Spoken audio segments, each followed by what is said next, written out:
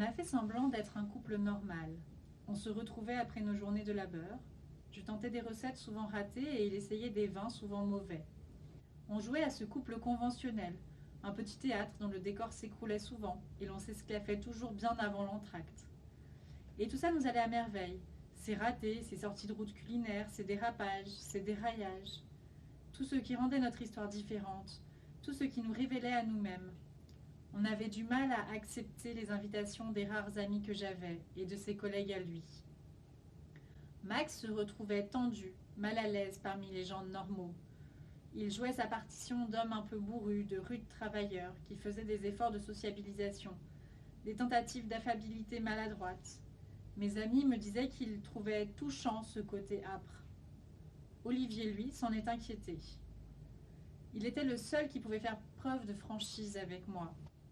Écoute, ma comète, je ne veux pas jouer au faux cul. Je trouve que ton Max n'est pas très gai, pas très épanoui. Et malgré tes sourires de façade amoureuse, tu sembles toujours sur la défensive, toi aussi.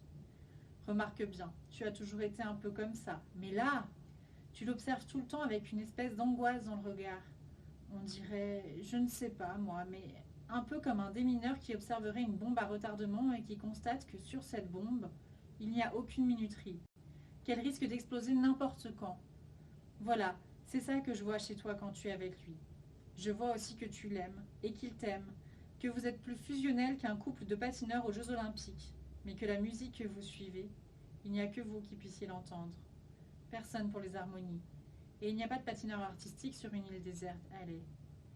Je lui avais dit qu'il n'avait pas besoin de pirouettes glaciales ni de métaphores pour me dire qu'il n'aimait pas Max. Ce à quoi il avait répondu que j'avais raison, et que ce qu'il voulait me dire réellement, c'est qu'il s'inquiétait pour moi, que cet amour était peut-être taillé pour des êtres hors normes, comme des ogres, et qu'il avait peur que ma légèreté corporelle ne soit engloutie par la voracité de Max, que je sois submergée par les sentiments comme par une tornade. Je savais ce qu'il voulait dire, mais j'étais déjà en apnée, je ne voulais déjà plus respirer.